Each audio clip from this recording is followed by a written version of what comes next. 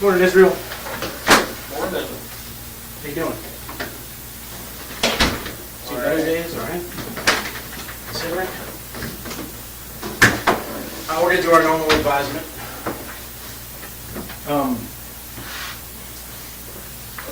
I have to be here, right? First thing I want to ask you is you didn't interrupt anything over at the jail during the meeting? No meeting with Julie or anything? You have the right to remain silent, you understand that, is it? Yeah. Anything you say can and will be used against you in a court of law, you understand that? Yep. You have the right to talk to a lawyer and have him present with you while you're being questioned, you understand that? Yep. If you cannot afford to hire a lawyer, one will be appointed to represent you before any questioning if you wish, you understand that? Yep.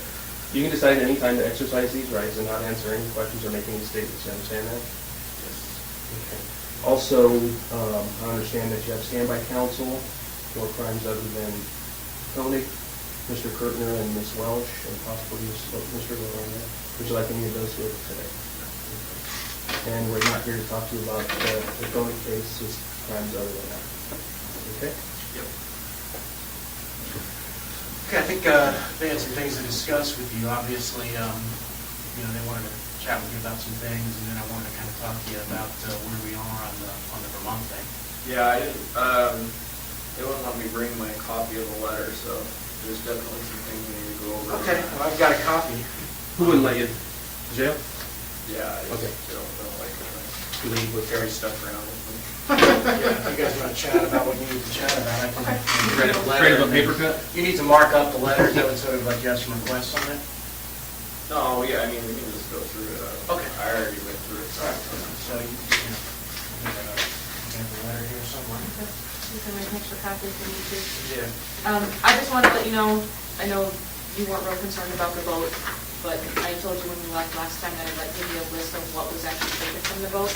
All right. And what they do is they print out a receipt. They don't have the actual receipt. This is just an internal document, but I can show you on here.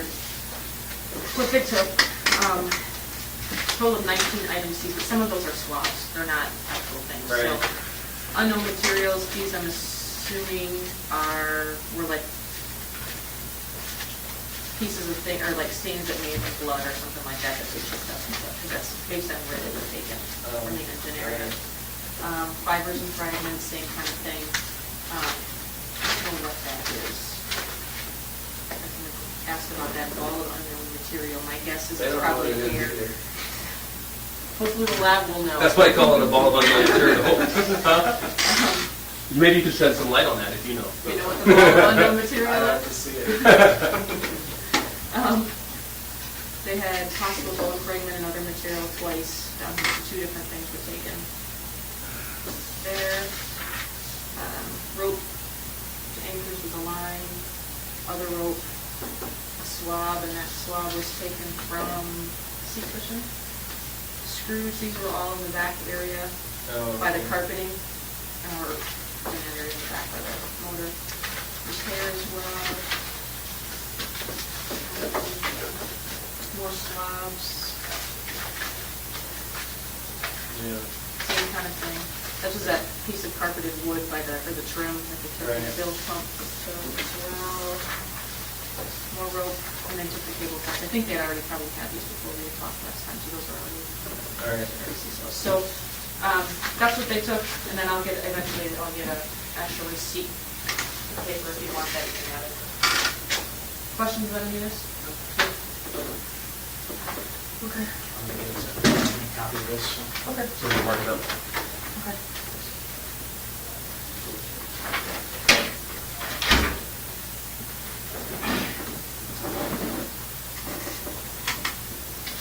So, while she's making a copy, anything you want to discuss generally?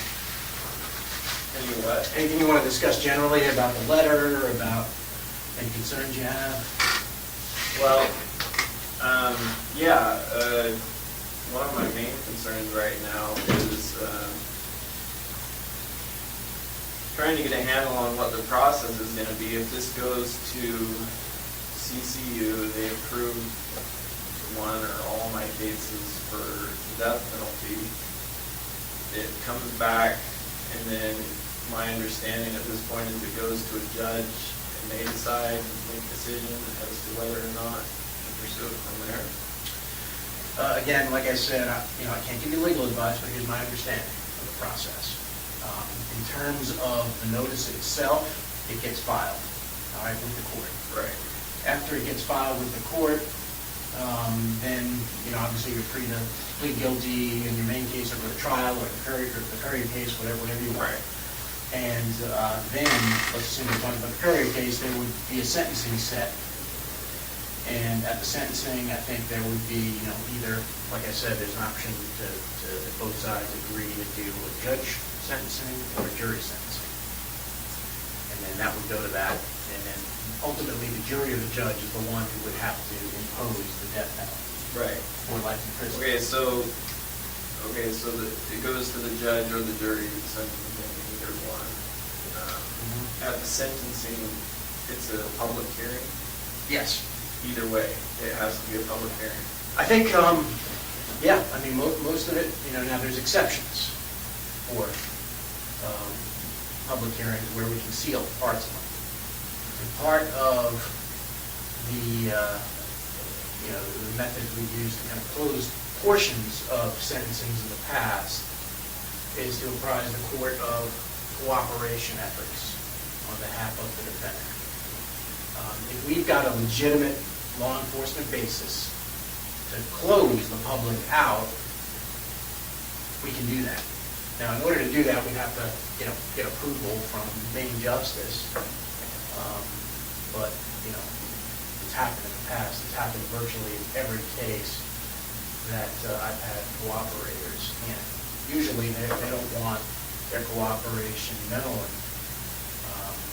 because it could endanger them. Right. Okay. Yeah. Well, my concern is, like I said from the beginning, there's certain aspects of the things that I've done that I would prefer never became public. And from what I've been hearing lately, at something as serious as a death penalty hearing, they want to review all of the evidence before they make a decision, whether it's You say they, you mean jury? Okay. Jury or judge. And obviously, in everything we've discussed, there's a lot of that. If they're going to review all the evidence, then that's primarily going to be interviews that we've done, in which that information is going to be in that evidence. And so if it's a public hearing, it's going to be, all that's going to become public, and that's exactly what I didn't want from the beginning.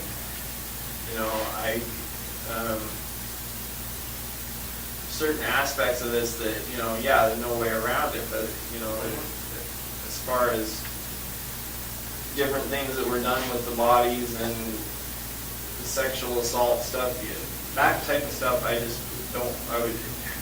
I don't see. If that has to be part of the hearing, then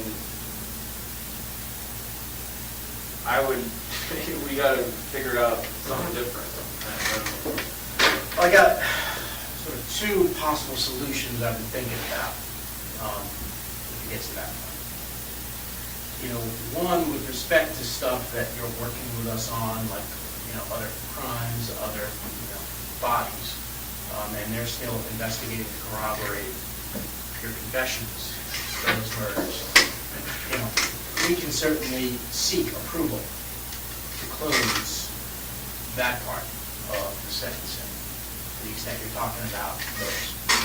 All right, now, look, I don't know whether or not there's no guarantees, whether or not main justice would grant that. The second portion of it is, we control the evidence that we present.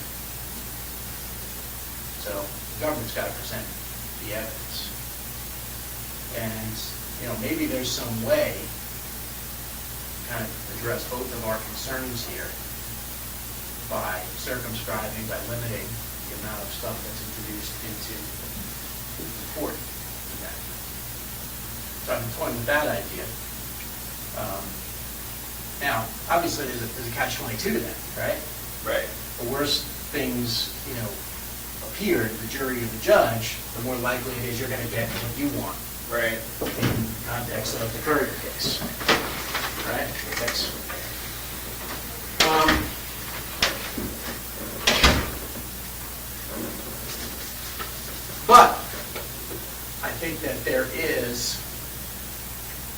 maybe a way around that.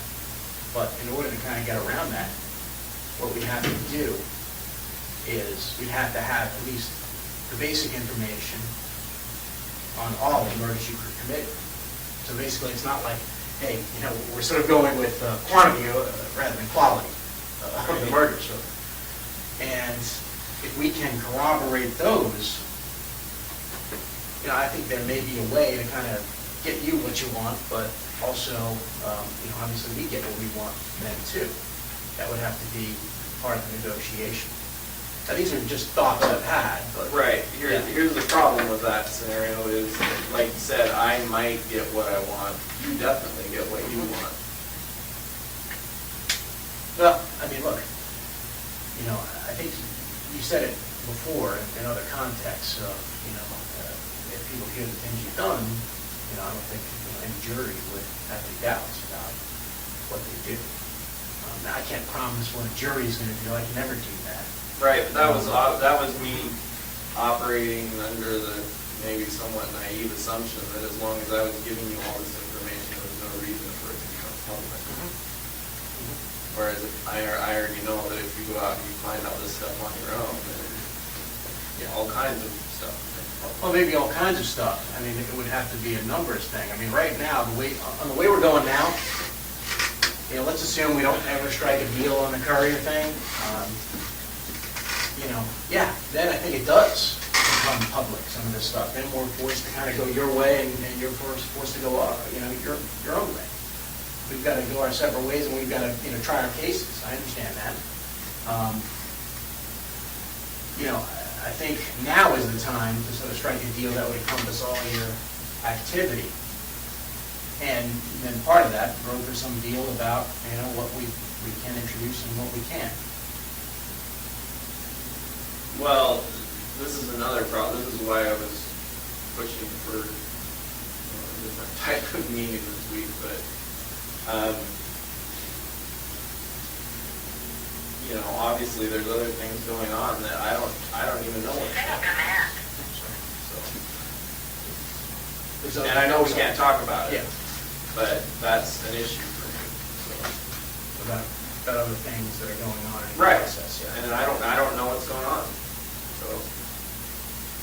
Yeah, obviously I can't help you with that. That's between the I know. attorneys. I know, and that's a problem. So, I don't know what else to say about it other than that. But in regards to the courier thing, I went through that letter several times, and there's nothing. First of all, I was pretty ticked off just thinking back about the way things played out with the whole Vermont thing in general. I remember specifically before we even had, before I gave you the location of that house or anything, I was like, I'll give you the location of this house, but I don't want the locals involved. I don't want. I didn't see any reason to bring anyone back there in that area into the fold, so to speak, as to what was going on, because they didn't have any clue anyway. And next thing I know, there's like articles in the paper, like this big dig site going on. There was a lot more discreet ways to handle it. So you got your information, they went right away to the lead investigator on the case, and my name got leaked out somehow way back then, and then, months later, you never find anything aside from what I gave you in the first place, and then my name's attached to it anyway. Let me tell you a little bit about, at least my perception of how things work there. And I'll tell you a little bit about the realities of law enforcement. If the FBI just kind of went in there and simply said, like gangbusters, hey, locals, you stay out of it, we're handling this, we're not telling you what's going on, that would be a political nightmare for them, okay? Given that they had the information and another agency was investigating. They couldn't do it. And I think we've talked about that numerous times since then, that Vermont was a test case. And, I think we've learned a lot from Vermont, and we understood that the way that was handled back then, we'd have to avoid in the future to keep both sides happy if we were going to get continued information. So, that's that's the whole reason that we initially came up with, this letter, is to handle it a little bit differently and get Vermont to sort of get on board with us. So, we're successful in getting the letter. Obviously, some things happened that, we were disappointed with too, about the name getting leaked out. Yeah, we're not happy about the way that was handled either. In fact, there was a rift between us and Vermont for a while, and we weren't giving them information because of the fact we heard that it got leaked. And so we were, angry at them. We had like a video conference session with all the investigators from Vermont and all the prosecutors from Vermont and us, and kind of hashed things out and said, obviously there's been some problems. They agreed that, look, they're on board with us. They've obviously got to consider the needs of the family, but, I think we hashed things out, and, things have worked much better, especially like recently, being able to control that press conference on the couriers in light of the possible settlement of other crimes, I think was a pretty remarkable feat that we were able to accomplish.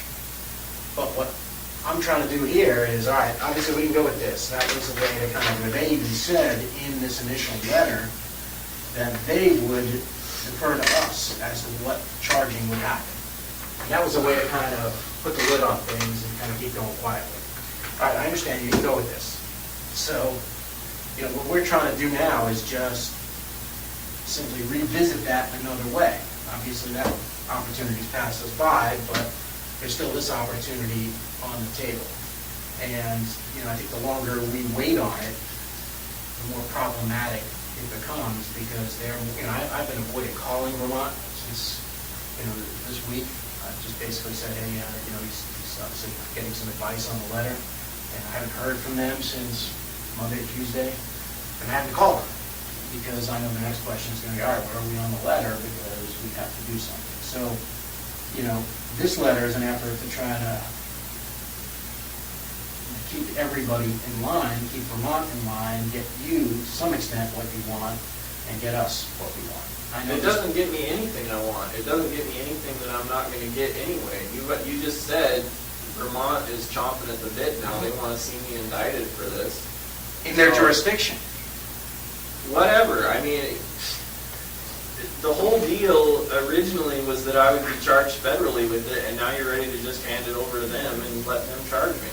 So I don't care. If they want to charge me, it's pretty clear at this point I'm not going to get what I want, at least not, I'm not going to get a straight answer on what I want, and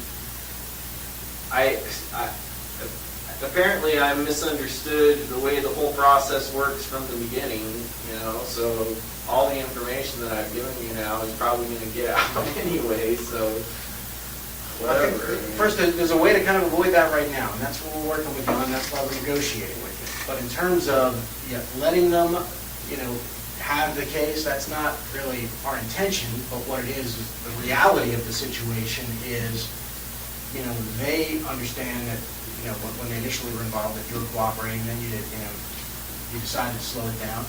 And, right now, they can charge you and put pressure on the feds to give over the evidence. And that's the reality of the situation. Yeah, can we sit there and say, no, Vermont, we're not giving you whatever evidence we uncovered with respect to, the couriers? Yeah, it's conceivable, but for the people who make the decisions and how this would blow back on them, realistically, they couldn't do that. They couldn't, they would put political pressure on saying, hey, the FBI is holding back evidence of this double murder and we can't prosecute this guy because they're not playing fair. That's the reality of the situation, and it's the situation we're trying to avoid in other jurisdictions. I mean, we're trying to do that, but we're it's like herding cats at this point. And I think if we go in there with an agreement to other jurisdictions and simply say, all right, look, he's cooperating, he needs your assurances that you're not going to do these things that Vermont still has the option of doing, I think we're a lot better off. And your desire for discretion on some of these things about what comes out in court, we can negotiate with those things. And we can try to figure out and strike a balance where, you would get what you want, but we get what we want. I mean, are there any guarantees of what a jury does? No. Can I tell you what the judge is going to do? No, but that's the nature of Exactly. the work. I mean, that's, that's just the way, the law works. I can't, even, couldn't guarantee any jury, even no matter how strong the evidence, what they do with it. Oh, I know. So, That's but all I can tell obviously you, the biggest issue of all. but the more compelling, I can tell you, in my experience, the more compelling the case is for the jury, the more likely it is, the stronger the evidence, the more likely it is that you get a favorable verdict. So, yeah, you can go, before the jury in the Curry's case and say, yeah, you killed these two people, and, that would be the evidence. But at sentencing, you make a much more compelling case if, you say, all right, there's also, 8 other people that you killed, and you provided evidence on those, and, by virtue of the agreement, we would be circumscribed from telling the jury about that. I mean, that's one way to handle it. I think the problem is you're sort of between a rock and a hard place. You don't want to give the jury all the information because, I don't care if the jury has the information, I just didn't want it all over the media. all over the public. Right. Well, I mean, that goes back to sort of the But first. apparently that's not possible. So can I see that letter? Yes. There's something else in there I wanted to go over. I think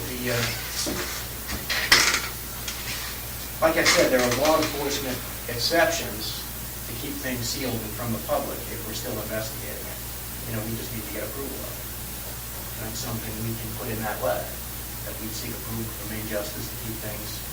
And in this, and I'm pretty sure in this letter, all we're asking for on anything else is who and where. The details. Yeah, I see that. So you get to, you control that information by telling us just that. Right, but the problem is, with some of that, it's going to give you more than enough that if this doesn't work out in my favor, you're going to keep playing connect the dots, and I'm going to keep getting bounced around from one jurisdiction to the next. That doesn't happen with this. No, it says, prior to any plea agreement, I provide the total number of victims, jurisdictions, which in turn is going to give you, it doesn't say names or dates, but it's Or gonna even give you- specific locations, it just gives us the jurisdiction. That's just so we can get their agreement. That's all that's all we're asking for before that. It's purposely set up that way to protect you. Right, but the problem is I already know that you know where I've been for the last few years, so it's not. So you're not giving up anything. So you're right, that's not a lot of new information. It might just corroborate some of the stuff that we have, and it gives us the ability to go to them and get them on board. Or walk away if we're not willing to get on board.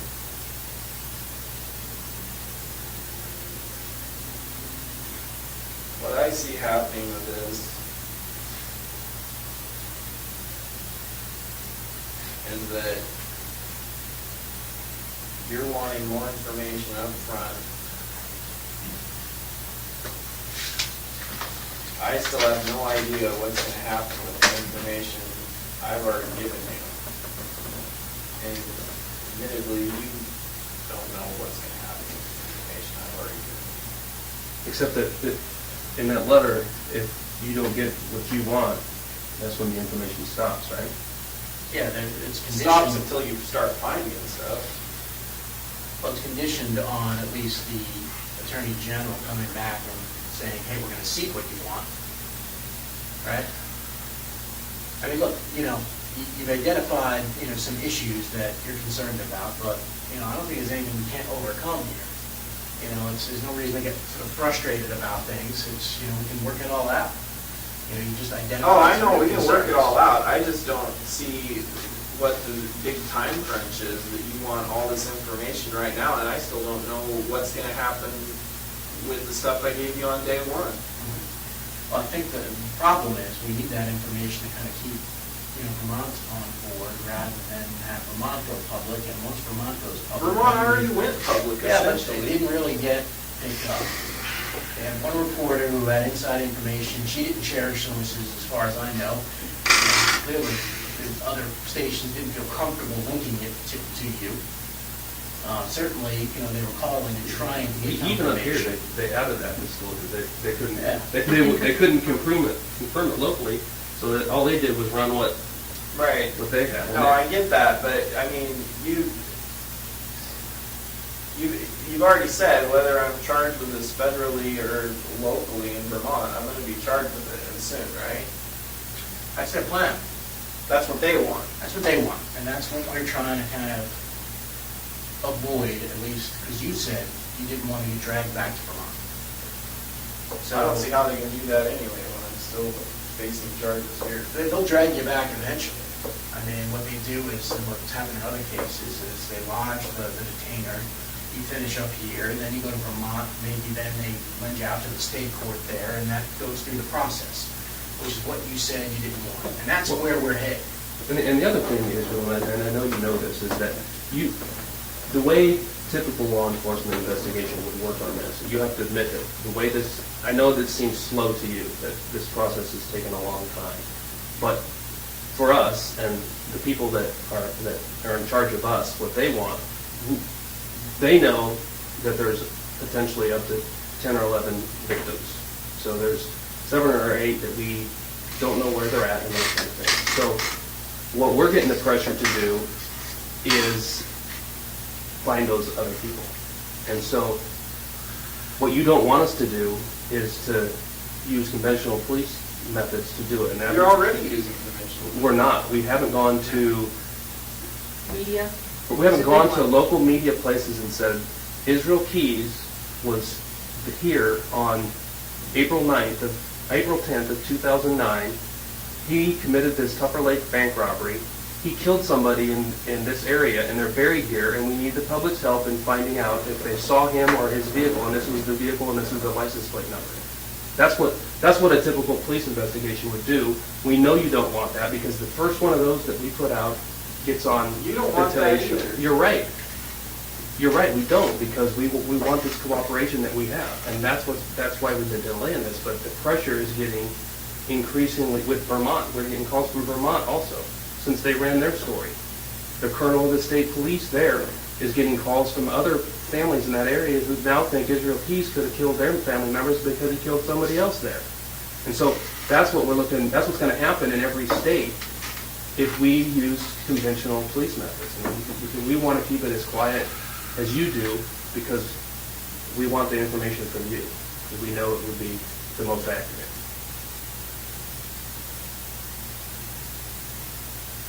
I mean, that's just the reality of it. I mean, I know you know that. No, I know, but you know as well as I do that you can put my name and face out there and dates out there all you want, but we're talking about stuff that's happened at least 2 years ago now. I know, I realize that, but that's the only other way we can do it, right? I don't know, but I'm just saying that I'm getting a little bit ticked off at what's happening with the information that I've already given you, and I see no reason at this point to keep giving you more information, because I don't know what's going to happen with that. Once you have it, once they have it, these different jurisdictions, it's their information. Yeah, I understand that, but then I lose it. And you guys, and then, Vermont, New York, whoever, they do whatever they want with it. And like I say, the whole process is, I'm getting a little bored with it. So, I mean, you're annoyed with that, with the way that was handled. Quite frankly, I'm annoyed with you, because you had in your power a way to stop it right here. And I came up with this plan, and you could have done it. And if you did it, we wouldn't have had the problem in Vermont last week, because we would have had the authority to say. they had already leaked my name to the Yeah, but press I mean, they at the had time nothing that else. letter was out. They had nothing else. And, they leaked it, but they had absolutely zero until they had the corroboration of the press conference, which by virtue of this letter, we would have had more sway into telling them, no, you can't do that because he's cooperating, and here's what he's already done, and he's lived up to his end of the bargain. So that's the reality of the situation. You blame us for the situation. I'm I blaming do you. blame you. I told you from the get-go, before I told you where the freaking bodies were left, I told you that I didn't want the locals involved, and the first thing you do is make a big scene and do a big freaking archaeological dig right alongside the main road. All right, come on. You've agreed in the past, if we're being honest here, that we've handled that situation as quietly as possible. And to whatever extent we could, we shut people's mouths, and the only problem was probably one cop that didn't get the message early on. And that was it. Because No, I think since you need to then- back up to your recordings. Because I remember the conversation, and I said I didn't want the locals involved in it. And I know now from, I mean, I talked to the guy, I talked to the lead investigator. Not only did you involve him in that, but you took him to New York to dig up the guns. You had him involved from the very get-go. Well, the only reason that guy was involved in the conversation is we were sort of planning on going with this at the time, if you remember.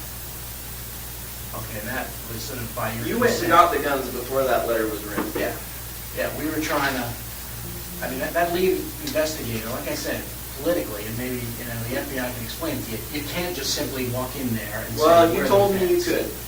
I don't think we did, I mean. Back up to recordings. Yeah, you know, I'll go look at it and I'll listen to it, and I'd be happy to kind of share it, but I think what we said was the FBI would lead and handle the case, and that's what's happened. No, you said you would control it. Yeah, and to whatever extent we could, we did. In fact. And I'm saying I'm not happy with the extent that you've controlled it. You haven't controlled it at all. And we realize that, we can see that, we're not happy either. I mean, but we're. Look, I know it was more than one thing that caused the whole thing to get out of control. I know that if the house had just still been there and it all just been neat and wrapped up in a couple days without doing a freaking landfill dig, yeah, it would have made it easier, but that's not, the fact is there are different things that happen the way they happen. And now I don't know what's going to happen with all this information I've given you. And you know I'm not just talking about the couriers. Well, that's why we're here negotiating. You know, look, you have stuff you want, we have stuff we want. Yeah, can we promise you absolutes? No. I know that. Just like you can't promise us absolutes that we're going to find these people. So who knows whether or not we'll ever be able to kind of, you know, give closure to their families. I mean, it's up in the air for us too. You know, we're just both doing our best to try to come to some sort of resolution. Yeah, it's not ideal.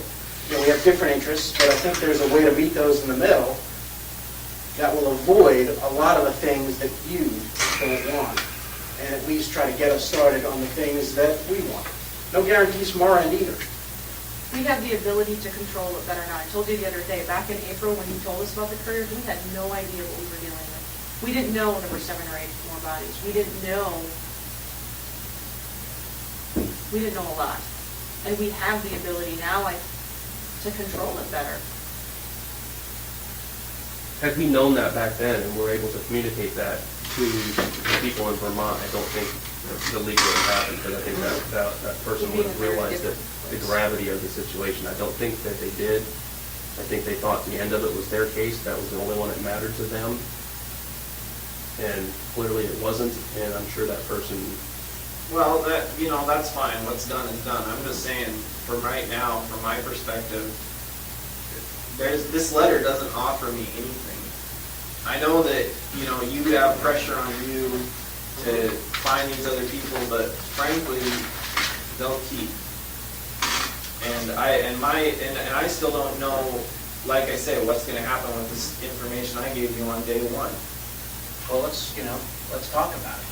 I would love to, but unfortunately, other parties chose not to be here, so.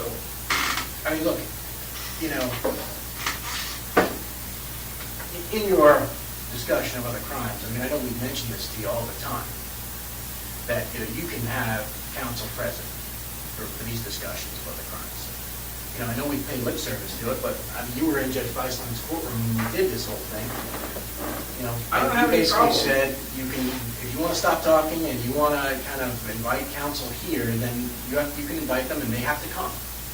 But I don't have any problem speaking for myself. The problems I have is with the legal procedure as to what happens with this stuff in the courts. I already know what happens with it on the ground. I'm just saying I don't know what happens with with all this information, like that whole thing about the whole investigation and interviews being made public for the sentencing hearing. I did not know that. I was led to believe that if I gave you information, then we controlled all that information. You still have an opportunity to control that information. And, agreements can be struck, but they have to be struck now in advance, because if we get too far down the line, here's what's going to happen. Like I said, we identified Vermont as, a problem because that was, happened at a time we didn't know what we were dealing with. I wrote that on that flip pad I showed you a while ago. Vermont, we got to deal with Vermont. I know it's going to be a problem. All right, now I know it's to the point where, it's a reality that it's going to be a problem. If we take control of the situation, I think we can avoid that problem. You can then negotiate what the extent of what you tell us. And to some extent, what comes out in court. But we've got to talk about it, and we've got to kind of go forward, because what's going to happen here is, let's assume we don't strike any deal. And here's what I see happening. And again, I saw this months ago, and I'm just going to tell you in the future what's going to happen is they're going to go ahead and say, all right, well, he doesn't want to enter into a global settlement on the other crimes. We're going to go ahead and charge him. Okay? Once they charge him, once they charge you, it doesn't become one reporter saying Israel Keys did this. It becomes, all right, the government saying he did this. And then that becomes sort of a national frenzy of Israel Keys killing 3 people, traveling around the country, killing people. Where else has he been? What kind of shows can we do? And then that in turn puts pressure on the local FBI. All right, they're going to come to Jolene and say, all right, well, what did you do? What have you done to kind of make sure you've investigated all his crimes? Oh, you didn't put media out? You're sitting there talking to Israel Keys, you're trusting him, and you didn't do the necessary things that we see fit. That's exactly what's going to happen. And they're going to say, you go do it. And it's not going to be up to Jeff Bell or Jolene going or Frank Reese or Kevin Bellis. Like I say, if they think that's going to help, then they're idiots, because, like I say, I've given you all the information that first of all, no media exposure, even if I hadn't given you all the stuff on the more recent ones, would have helped. I don't think it would have helped. I don't know. It maybe wouldn't help, but it gets your name out there and it's something connected with things, which is what you Right, don't that's want. why I gave you that information. But, now you're talking about wanting to put my name in the media, which is the one thing I didn't want from you. We don't want to.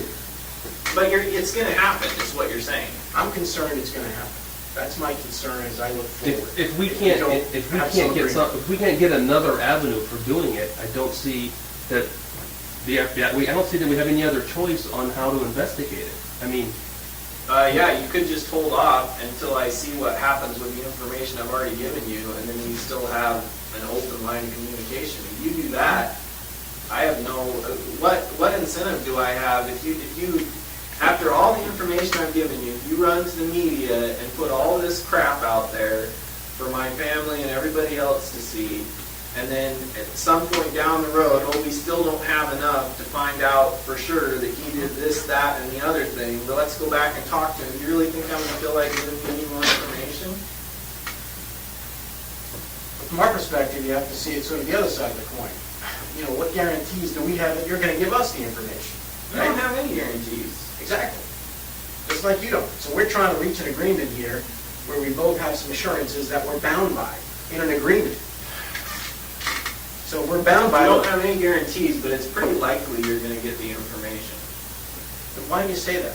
Because it looks like I'm stuck here for a while. Well, what incentive would you have to give out the information? I don't know. I'm sure things will come up. Right now, you guys got me on pencil restrictions. Pencil restrictions. I don't know. What is that, Judge? That's best to get you to stop eating pencils, I guess.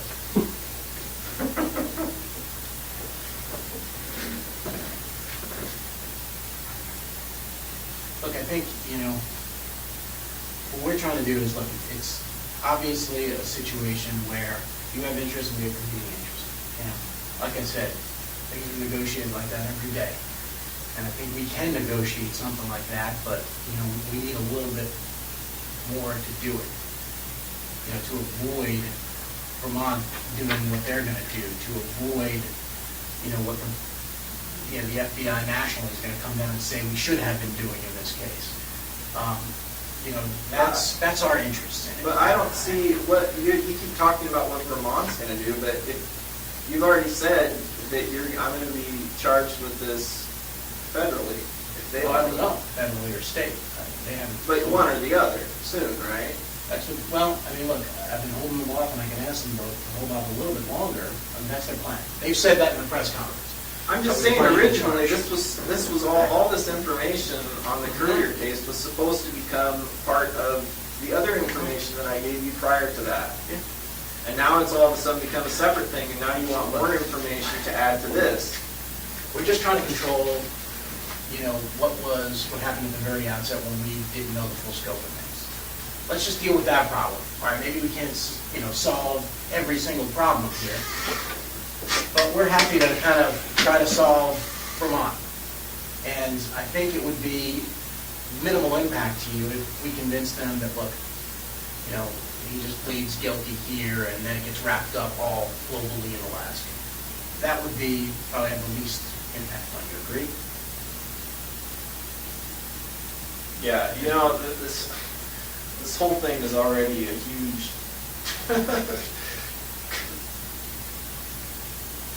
We're just trying to solve the They problem. never even found the bodies. At least if they had found the bodies, then it's just, there's no way around it now. You charge me with the couriers. Everybody knows now, as soon as you charge me with that I gave you all the information you have, because you didn't find any on your own. Even after they knew they were at the landfill, they're like, oh, we didn't find them, but they were definitely murdered, and we definitely have the person who did it. And now, pretty soon, we're going to tell everybody who did it. And the person who did it is Israel Keys. So how did they know that? Well, you must have told them, so whatever. How can we avoid? You can't avoid it now. It's already happened. I mean, the majority of it's already happened. The only thing left is you to come out and say, yeah, the Israel Keys is the one who's going to be charged for it. So And they didn't say that. they didn't say it yet. I'm just saying, I'm going to be charged for it. You said soon, either federally in Vermont or in Vermont, and that's. Okay, is there a way we can kind of at least keep the lid on things in Vermont any longer? I mean, and maybe, I know you have another situation to work out, but give us something that buys us time. How do I know how much time? First of all, I'm not buying any time because they already did a freaking news story on it. And you've already said they're chomping at the bit to charge me now, so, But if we can get something from them and simply just say, hey, hold off, or for some other sort of, deal. I mean, look, obviously our preference, I think yours is too, to wrap all this up, globally with all the other times. But. well, that's only if I can get what I want out of it, and that's looking less likely all the time, especially since I still have no idea. It's been freaking months since we first started talking, and like I say, I still have no idea what's, like in the broad scope of things, what is going on or what is going to happen or how long each of these things is going to take. I have no idea. I haven't been able to get a straight answer on it from day one, so. I can tell you in terms of the Courier case, because all I did it out here, you set the deadlines. And we put deadlines in here, at least for your edification. We put more deadlines. We can sort of work on, the language. We can work on how much you tell. There's no deadline. I mean, the only deadlines are events that happen. They're not dates. Well, I said there's a couple weeks from the events, and then there's, seeking expedited review. And so that's, what I've been working on. It's not like, we've been sitting here just, calling back to Washington, D.C. and asking, how can I screw Israel Keys? I've been trying to kind of, pulling my hair out, trying to figure out a way to kind of resolve this dispute and settle everything where, you have the best chance of getting what you want, and we have the best chance of getting what we want. So I've been dealing, like you said, Vermont, what happened, we had to do it over again. Maybe we had done it a little differently. But we didn't know the full scope of things, and, You know, it is what it is. We can't rewrite that. What we can do is we can change the future as to what happened. And we'll change, we can change the future as to these other things. Because, right now, your concern is that you go to court on the couriers and then all these details come out that you don't necessarily want to come out, right? With everything that I told. Okay, with everything. Right. We keep going the way we are and not agreeing on different things, then yeah, I think stuff like that's going to happen. So you're sort of between a rock and a hard place. Hey, if you don't agree globally, you can't stop the flow of information. Vermont, they'll exert whatever influences they can kind of use your confessions against you. Right now, before that case is charged, you're in a position of power where you can negotiate. All right, well, here's the deal. I'll give you this other stuff, but here's what I want out of it. And your information is, valuable now. I mean, it's valuable to you, it's valuable to us.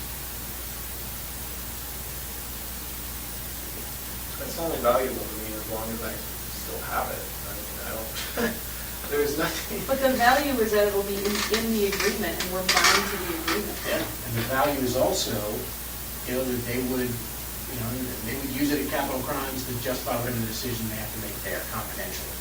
So there's that. This other stuff in terms of limiting the amount of information, yeah, if we keep going the way we are, then there's no agreements, and who knows what people will use. But there's a way now to kind of... Well, you should know, because you're the one I gave the information to at this point. What I'm saying is that if we sort of strike a deal on it and it limits what we're, we are bosses, like I said, they're going to tell us, hey, you have to present all this information in court to justify whatever decision the jury's going to make on him. But if there's a binding agreement that says otherwise, at least then we have a reason not to, and then we're bound not to do that. And that could avoid the negative consequences that you're concerned about. I think there's a way to do it. I just don't want to shut any doors here. Well, I don't either, but, the problem is I think you're trying to open all the doors at once, and I still don't even know what's behind door number one, so. What do you mean open all the doors at once? Because I don't... That's what this letter is asking for. You want, to an extent, as much information as you can get, and I still have no idea what's going to happen with it. If this doesn't work out, from my perspective, then you still have your information, and then I still have no idea what's going to happen to me. So. But I think up front, all we get is jurisdiction. Until you make your assurance. Because we already know the numbers, right? So, yeah, all we get up front is jurisdiction. So all we're getting is where? And not even a specific where, just a jurisdiction. Eastern District. Not a year, not anything else. Not a name. It's just to fulfill your needs to kind of simply say, hey, I don't want this to be a problem, and I just get what I want. I mean, if I'm going to give you any information, I would just rather have something that's tangible that I get for it. Well, let's talk about it. Again, there are no promises, but, let's... not a promise, then it's not very tangible. Well, it's tangible in that we can, assure you what we're going to do. Some of this, like you said, is out of our hands in terms of judge and jury, or... I get but, that. Hey, tangible is a letter from a jurisdiction that says I'm not going to prosecute you. That's tangible. I'm talking about something that says, like I say, my main concern has always been the amount of information that's released that I have given you, the details, certain details. To me, that's a major concern, and I don't. And right now, I'm still really fuzzy on, what I want. I don't know, from what I've been hearing, it sounds like it has to come out. If it goes to the death penalty sentencing phase, it sounds like all that stuff is gonna come out, and I don't know, it's just. Well, I mean, that's why. And in the meantime, I'm also concerned about you releasing that information anyway, as whether you're doing it to piss me off or whether you're doing it to get the public's attention or for whatever reason, you know. So let's control that, Israel. None of that has to come out, or the stuff that you don't want to come out doesn't have to, if we negotiate and agree upon what that is. Right, that's what I'm saying. So let's do that. Yes, let's not, you know, look, I didn't write that letter to say, hey, take it or leave it. I mean, I gave it to you, let you review it, you know. Agreements are negotiated all the time. What would you like to see in there that's not? No, I don't know, because I don't even know what's possible at this point. All I know is, you know, with all the information that I've given you,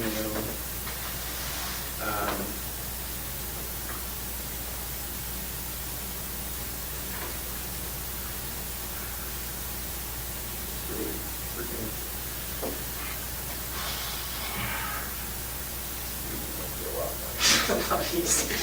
Well, I mean, I could come up with a plan C, you know, if you want, and my plan C would look something like this.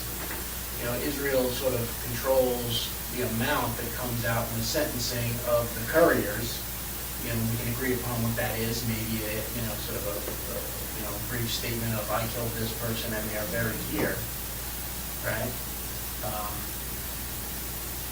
You know, in exchange for, obviously, we're going to do all those things in advance to get your assurances of non-prosecution, but then you're also controlling the extent of information that comes out.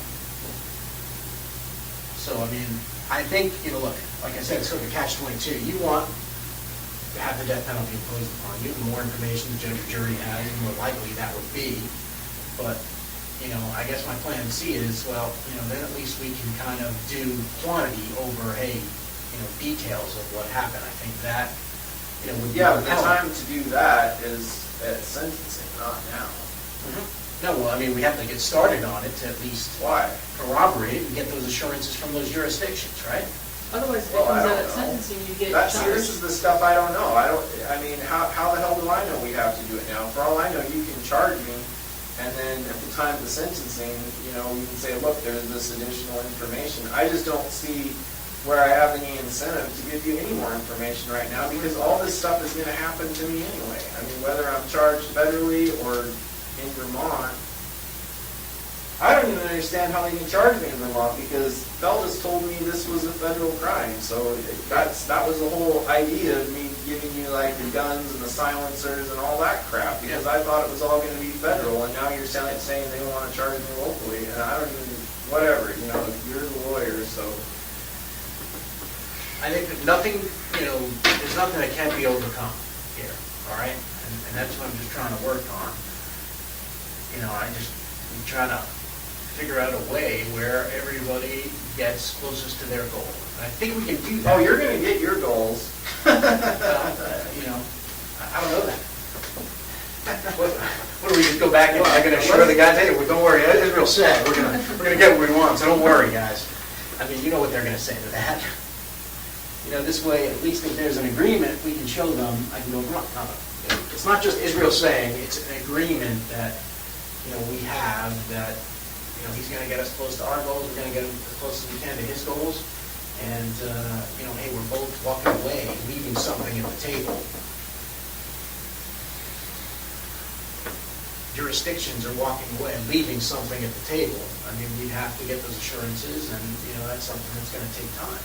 And that will prevent you from, you know, the detriment of getting dragged around, which is something you told us you want to avoid. And I'm just trying to keep it together. Right. And I think this is the That's best another way. concern I have is, you know, I give you this information, things don't work out my way, I still get dragged around. How do you figure? Because if Plan A doesn't work, then all these other jurisdictions are going to go to Plan B and charge me separately for everything that I've done. Plan A, though, before we even get to it, would require them to write a letter saying they're not. So then they wouldn't do Right? that.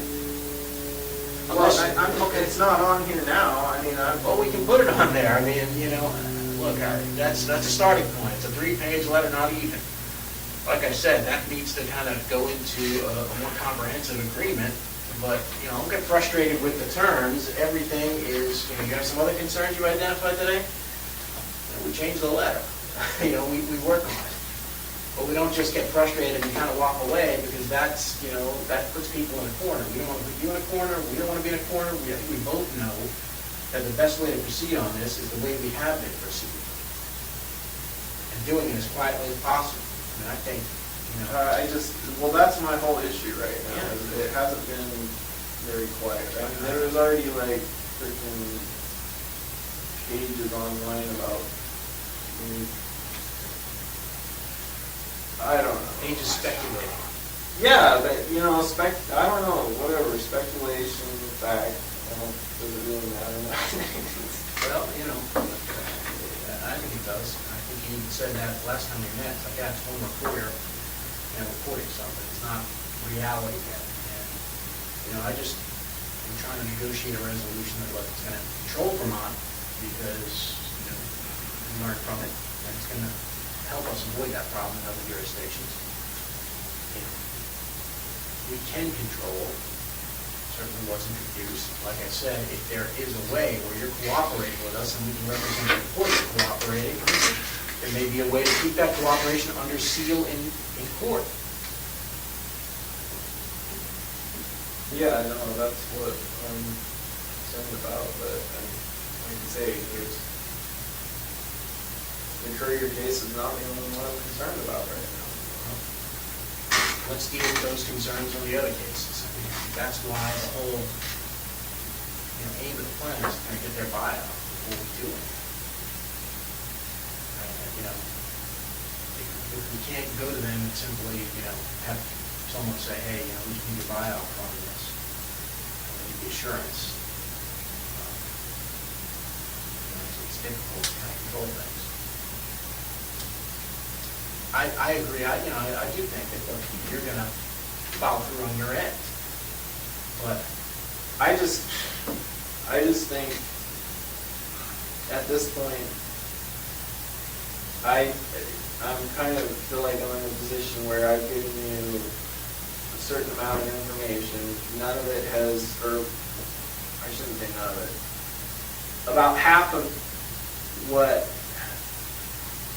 I thought we had an understanding on, you know, from the very beginning, hasn't worked out in my favor. Granted, you know, some things haven't worked out in your favor, but I just think at this point, I just don't see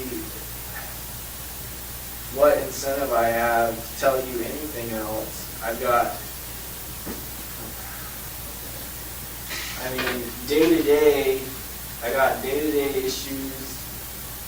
And, you know, we come over here and we sit in this room and I still don't know what's going on with, like I say, with everything that we've talked about. And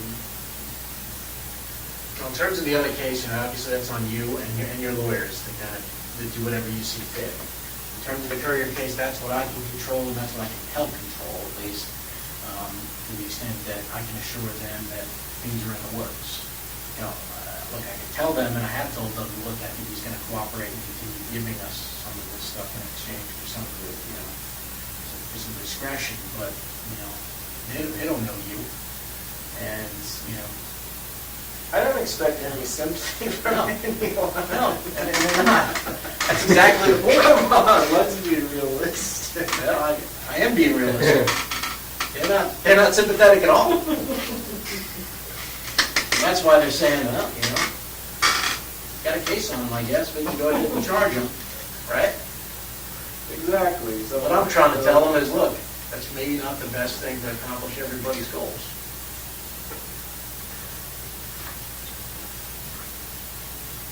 And if I have something that I can take to them, I can maybe, you know, just put that off.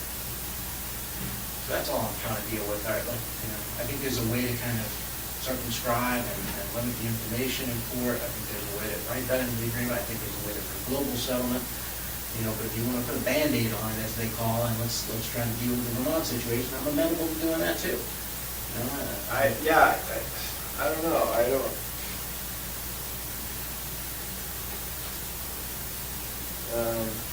yeah, there's just a lot of stuff.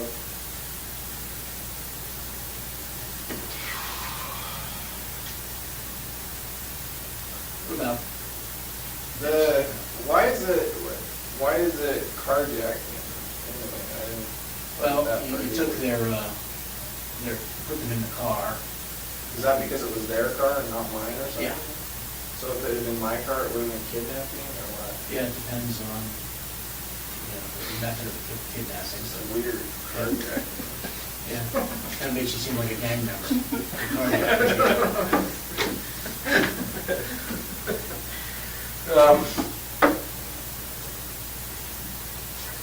I'm just trying to think about Vermont, maybe how to buy time over there.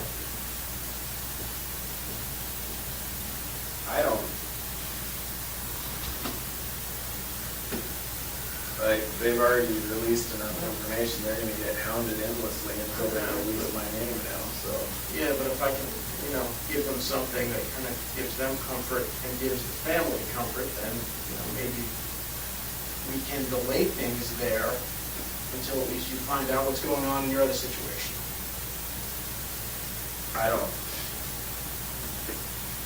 Like I say, it doesn't matter, as far as Vermont goes, everybody already assumed I did it, so. Yeah, but no one's really Even my own family pretty much assumes I did it, so. But one of your goals was to not get charged out there. That was one of the things you told us the other day, is that you didn't want to No, I have to don't. go back there. So that is something that we can still. So ideally, what would that say? You said there were some, how would you have that read? What information would you have released about you control everything beyond the couriers because you only tell us whatever you want to be released. What would be acceptable to you to be released that you think would meet your goal in this case? And like Craig was talking about, quantity.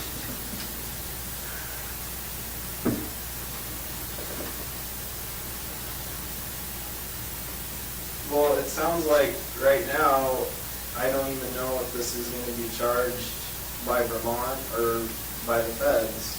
And, So what would you want and have to say regarding that? see, this is the problem, though, because I don't even know what's possible. It doesn't. It does talk about that if this offer outlines a proposal, you plead guilty to conduct in Alaska, which would prevent you from having to go back and face charges in Vermont, either state or federal back there. Yeah. That would be the goal, that's the goal of this letter, is let's keep it here. At least. So if that's one I of the just initial. don't understand why they even would want to charge me there in the first place. Well, it's also, they have family members that they feel like they're close to, and I'm just giving you, their perspective they gave me. They want to kind of make sure their family members see justice, and, they feel like it's a Vermont crime, the community needs to know that type of thing, and, that's their sentiment. It may not make sense to you, but I understand it from a law enforcement perspective, that, hey, you committed a crime there, you should be held accountable. That's typically their take on things. And it would probably be our take on things too if it happened in reverse. All right, but I think that there's a way to just be able to kind of at least put them off for a little while you're thinking about other things and thinking about a global resolution we can work on. But like I said, that's a way for us to get close to our goals. If you want a sort of a smaller way, I can come up with one. No, I mean, your goals at this point are pretty easy. Yeah. My goal is not to get charged for the couriers. 7, 8 different times or whatever. And that's a goal we Same can. thing. That's a goal we can help you with.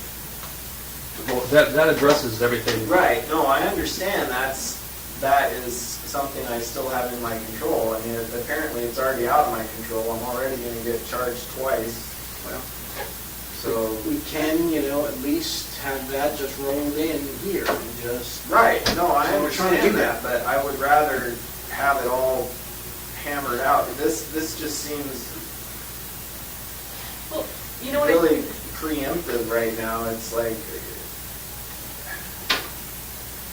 there's gotta be a way to do it to where I get something a little more concrete, and then, then I know for sure that that's it.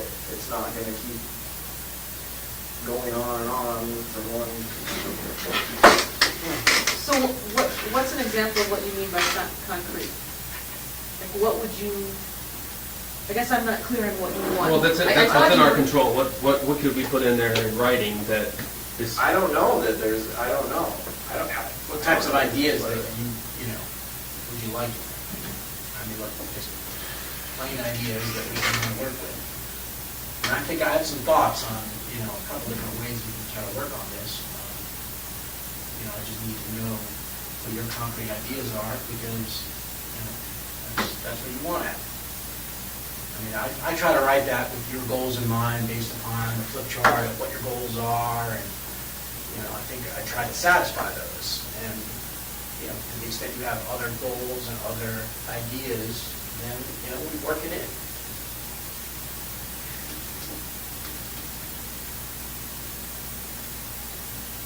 Yeah, I'm just not so sure I even have that goal anymore. I mean, like I say,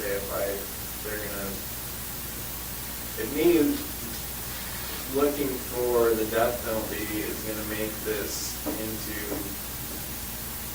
a bigger circus than it already is, and they're gonna take all this information that the things that I've done and put it in a public sentencing hearing. It doesn't have to happen that way, though. Well, I don't know that though, because I've been told it does, so this is the problem. All I can tell you is the United States government controls what evidence is introduced into court.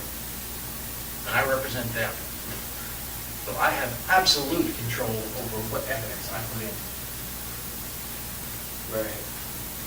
Well, that's good to know. And if it says in here what evidence gets introduced, that's what Frank has to go by.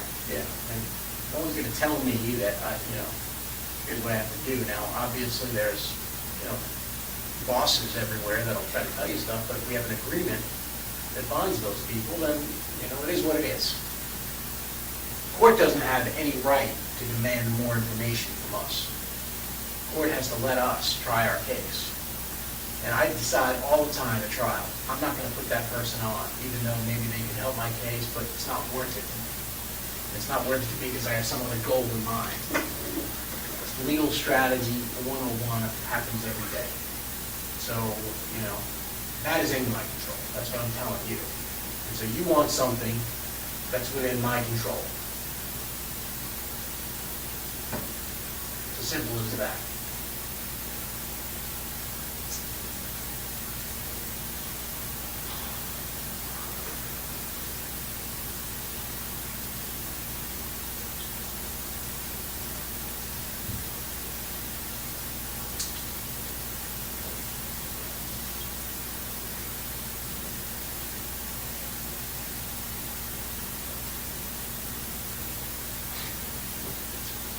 Oh, boy.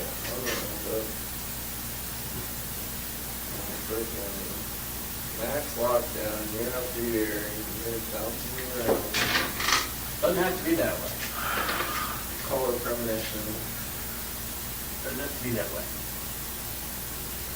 We're trying to avoid that. Everybody in this room, I can tell you, is trying to avoid it being a circus. We're just trying to get, what we want, let people know, our bosses, that we're getting what we want. We've got some assurances. You negotiate what you want.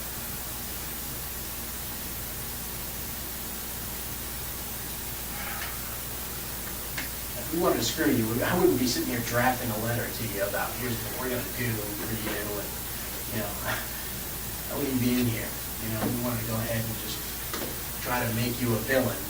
We could just go and do that. All right? Radio. Well, you know, look, you're concerned about the extent to which, Well, there's certain things, but from an entertainment perspective, from my perspective, yeah, it would be really fun to have all this stuff come out, but, you know, I'm not trying to single-handedly give my mom a heart attack, so.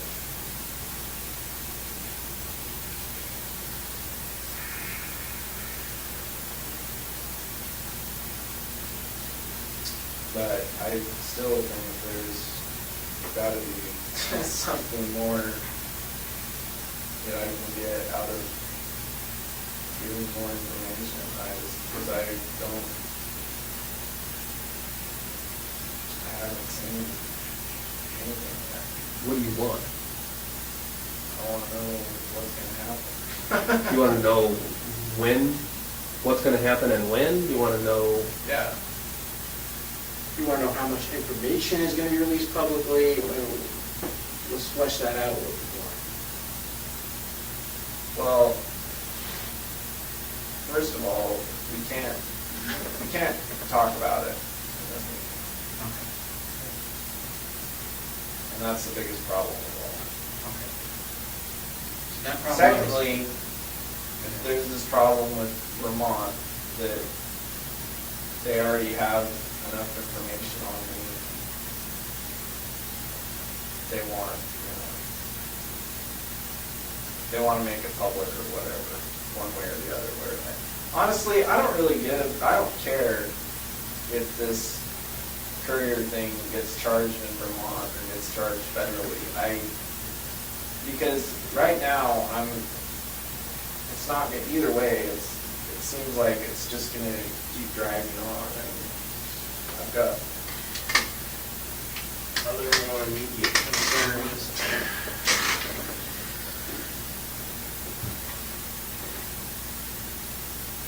Well, the immediate concerns, I mean, here's an idea, is to deal with the immediate concerns. You want time to deal with those immediate concerns, and, you know, Vermont is obviously, you know, under some pressure to kind of make a decision in terms of charging. There's a way I can at least go back to them as this Band-Aid and say, look, we're going to, you know, move forward on part of the plan. Let's assume we go back to this, sort of just the New York thing, and we simply say, part of the plan, give it a try. He's going to provide just the jurisdiction where the person is taken. If you agree to kind of put off charging, and just do the same thing you're doing. Just put off the press, put off charging, just say investigations continue. There's a way to go back to them and do that, for, like I just said, you know, sort of a Band-Aid type of thing, just to buy us some time. You know, I'll be happy to try that. No, I don't, like I say, I don't care. They've already released the information in the media. You know, they're gonna charge me for it, you're gonna charge me for it, either way, the whole thing wasn't even supposed to. Was a way to, you know, at least put that off, and,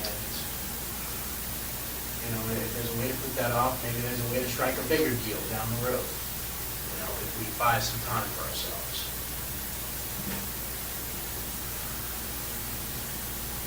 And obviously that would entail, though, getting insurance before we gave any information.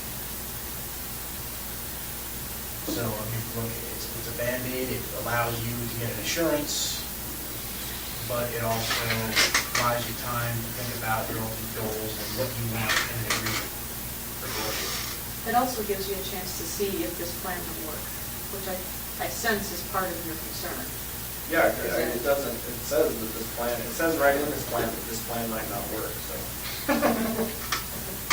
No, not from our perspective. I said, look, you know, which part? Not the kind of thing you want to see. Which part are you talking about? Instruction. Which part are you talking about? It says, understand that we have no control over what. The Attorney General. Right, so that's, I mean, but that could follow through with this entire thing. But Yeah, the but then majority you get of to it, walk away. There's nothing in it that anybody has any control over.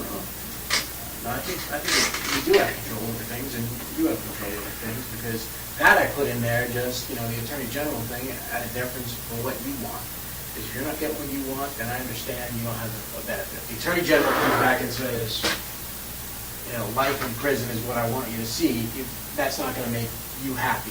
And then, the benefit of your bargain is lost, in my mind. And that's why I put it in there. But, look, I think we didn't want to write this letter by saying, the Attorney General is never going to guarantee what's going to happen. We can't make the Attorney General guarantee what's going to happen. We can only make full information available.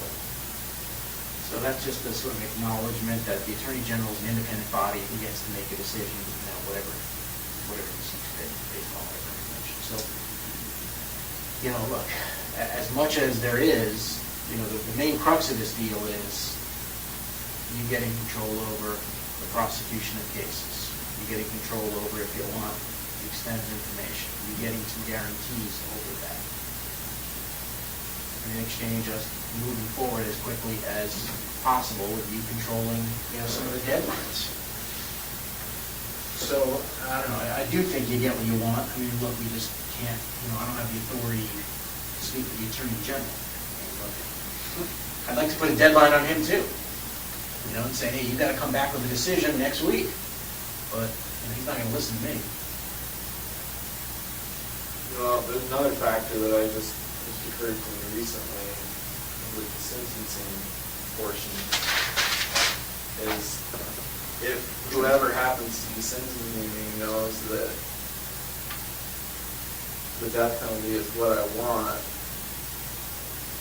there's a chance that there could be some reverse psychology going into play there, and they're going to want to give me the opposite of what I want. Well, I think you even talked about that at one point, and that was part of your thought that you'd go before a jury rather than a judge. Yeah, but I'm just saying if it works through the way. Yeah, I mean, that's possible. There's just a lot of, I mean, look, yeah. It does. I mean, it would be, Maybe this, you can't guarantee, like I said, I can't guarantee what a judge is going to do, I can't guarantee what a jury's going to do. you just work out a whole under-the-table resolution.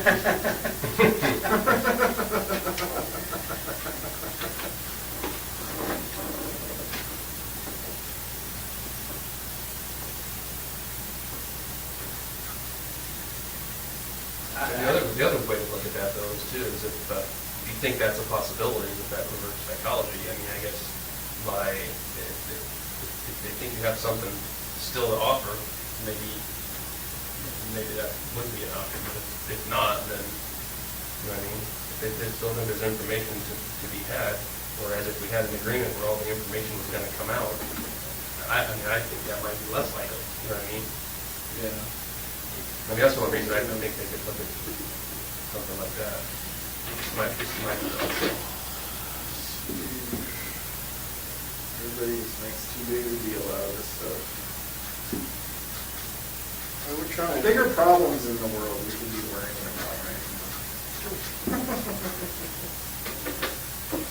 Well, this is, one problem a day, and this is sort of the problem that we all have, and we're trying to come up with, a solution that we get both of us get closer to our goal. And that's what I've been working on. I'll come up with another plan. I'm happy to kind of keep working on it. I'm happy to redraft the letter. I'm happy to kind of call whoever I need to call. But, I think, I don't want to close the door on things. Well, I don't really see that that's an option at this point. No, I mean, I think we all understand that, but, we're just concerned that At this point, I'm thinking it's pretty obvious to me that whatever's going to happen is going to happen, and I haven't been able to control, I haven't really been able to control any of the information I've given out, like once I've given it out, that's pretty much been it, so. I think you're wrong about that. I mean, think about it.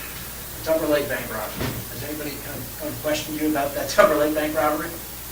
No, Alright. I'm not. Arson in Texas, burglary in Texas. No one's talked to you about that, right? Bank robbery in Texas. That's probably kind of like small potatoes. Maybe so, but look, No, You know, the courier thing was the okay, only thing. Yes, all right, yes, okay, great. So all this stuff hasn't come out, but I don't know. I just.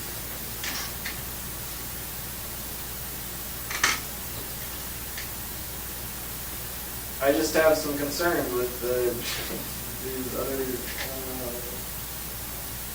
First of all, like you say, I can't see that there's anything for me to gain at this point. Seems like whatever's going to happen is going to happen regardless. again, I'll disagree with you on that, but like I said, I think we can control it, man, and you're right, yeah. You know, there was one cop in Vermont who spoke when he shouldn't have, and, yeah, we gotta eat that. Sorry about it. It wasn't, that wasn't our plan. Well, like I said, what's done is done. Yeah, so, but, with the exception of that, I think you remarked before that you've been impressed about the level of discretion that we've displayed.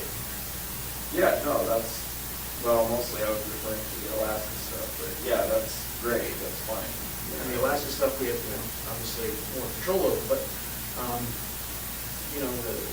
the other jurisdictions, we're just trying to control now. I don't want to get in a position where I lose complete control, or we lose complete control in this room about what happens in Vermont. And that's just sort of what I was thinking about in terms of, it's just trying to kind of keep things under wraps there and have them sort of join back together with us to go back to almost that letter. I thought the letter was going to accomplish that, getting us where we need to go. And so I'm just trying to figure out a way to kind of get back there. Because I think that's where we want to be, where it just says. Well, I mean, even if, hypothetically, even if we had come to an agreement with that letter, that reporter still would have released their information. Yeah, but look what it says here. Will not identify Mr. Keys as the perpetrator of the murders and crimes he's committed will not, or charge him separately in our jurisdiction without your authorization. Right. That's the part that, I'm trying to get that back. And in order to get that back, I've got to buy it with something. Politically, I've got to be able to give them something to say, all right, here's why we're not doing it, and we're going to, if someone questions us down the road, we have some reason to say, here's why we need to do it. And so that's just, there's a whole law enforcement side, and then there's a whole political side to this too, that we're trying to kind of tamp down as well.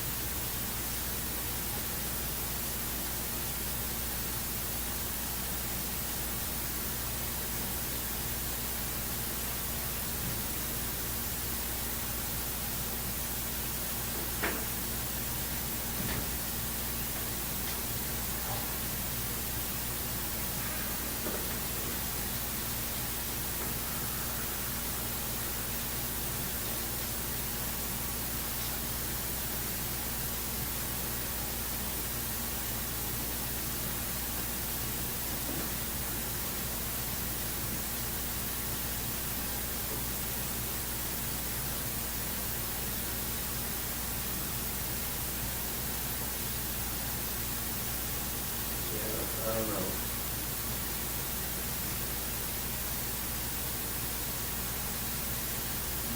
I think I'm more efficient than governor. Well, I think you're certainly, you're good at planning In stuff. what way? You're good at planning stuff, and that's what I'm trying to do here, is simply come up with a plan. And I'm seeking your input on the plan.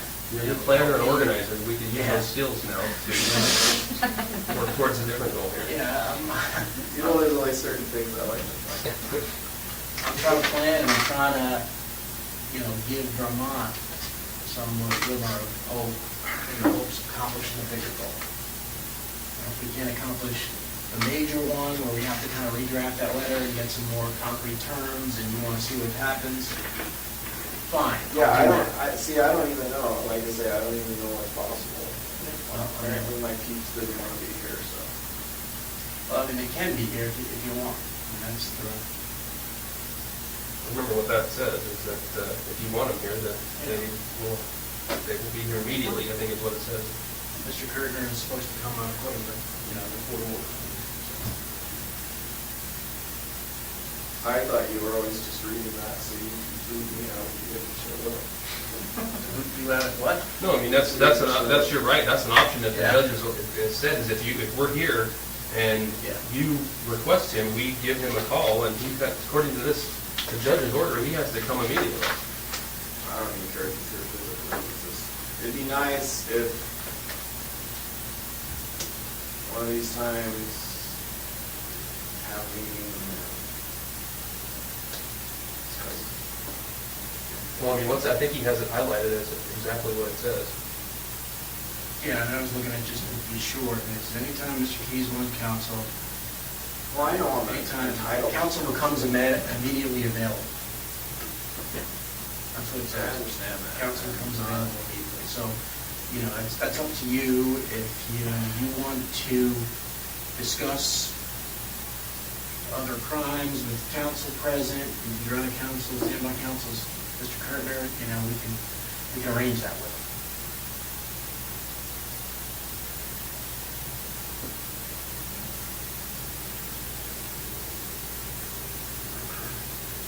And we could call him at your request and see what he says. If you're requesting that.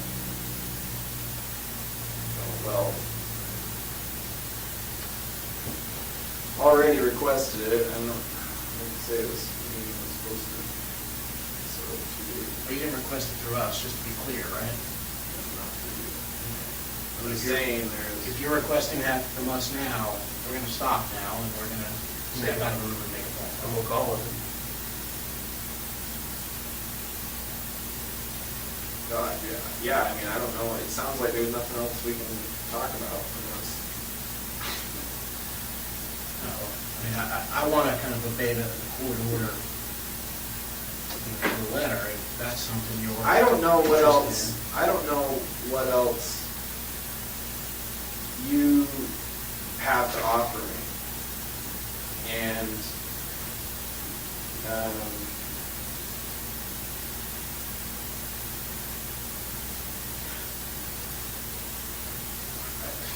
I mean, I'm not happy with what the letter is. It lays out the possibilities,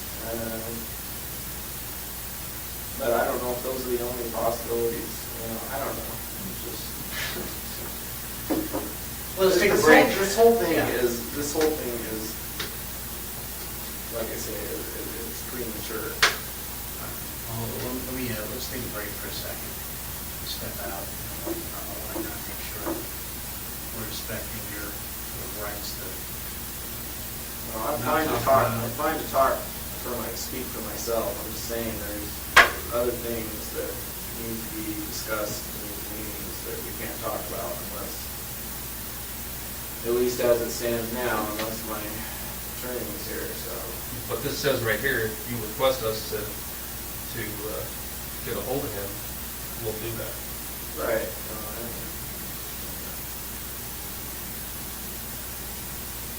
So I guess I should ask just for the record, do you want us to do that? You want us to call Mr. Kurtner right now and see if he can come over right now? Yeah.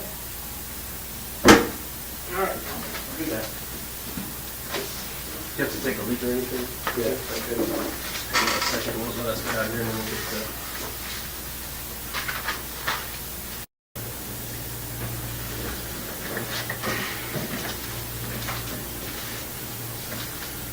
So where do we leave off? What's going on with the claim fees? All right. Here's what we have. Capital Crimes has the memo. All right. It went in last week. So there was some, I think the U.S. Attorney was a little bit hesitant because there was some concerns that you didn't want to sign the agreement. What agreement? The agreement she wrote to, The one negating the first. yeah. Yeah. Right, but when we spoke in the last meeting we had when we were all there, and it was on recording, Yeah. and I said I didn't want, that wasn't supposed to be on the table in the first place. Okay. And I asked Feldis in that, at the end of that meeting if there was anything else he needed, and he said no. Yeah, and then what happened there is we went back to the U.S. Attorney, and her impression was, she said, look, the original one was in writing, so I'd like it to be in writing as well. So she wrote another letter, and obviously, you've seen this, and so it basically said, hey, I'd just like the comfort of it. And then there was a court order as well that basically, prohibited us from doing anything with capital crimes until Judge Roberts reconsidered that. And so we got that rescinded, but then after that, we wrote a bunch of other letters seeing whether or not that was still your intent. Because the U.S. Attorney was very concerned that, you might want to change your mind, and she didn't want to welch on a deal that she had promised you. So it sounds like the short story is you put in your memo and you did not recommend the death penalty. I can't tell you what the U.S. Attorney recommended. I'm prohibited from doing that. I mean, I can just give you, you probably have seen these letters that she I wrote. saw a couple of them. Okay. So she wrote a couple letters, and then I wrote a letter to confirm, and the last letter basically said, in the first paragraph, I don't know if Mr. Curtin wants to show this to you. He's already received all the letters. So the last letter was, Mr. Curtin did not say that Mr. Keys has changed his mind. Mr. Keys still wants U.S. Attorney Leffler to make her recommendation unbound from any promises contained in the March 30 letter. I have conveyed this information to U.S. Attorney Leffler. So that's where it stood. So that was the last piece of the puzzle there, and then she decided, okay, I'm going to send my recommendation after that. She sent her recommendation in. So they have it. This week, they wrote back saying, giving opportunities for a conference. I think Karen mentioned this to you, Rich. You told me you were going to give me Yeah. potential dates. We have 4 dates for conference, and that's an opportunity for your lawyers to meet with capital crimes and present information about mitigation, about not seeking the death penalty. And those are August 6th, August 13th, September 4th, and September 17th. Those are the 4 possible dates that we have. And the procedure is, I understand it, is they invite your attorneys back there, and they get to argue that the death penalty shouldn't be imposed. That's what you want.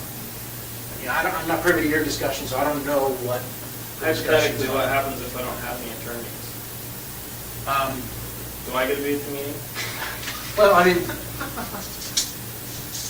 think obviously whatever, look, that's between you and your attorneys, but your position, I think, is made known through your attorneys. That's my understanding of the process at this point. So your position has to be made known to the Capital Crimes Review Committee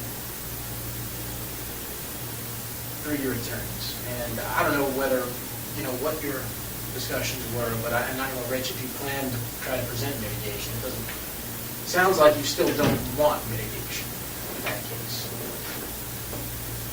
In other words, you seem like you still are on course for the Well, I death would just tell you, these are complex issues. We're still exploring all this.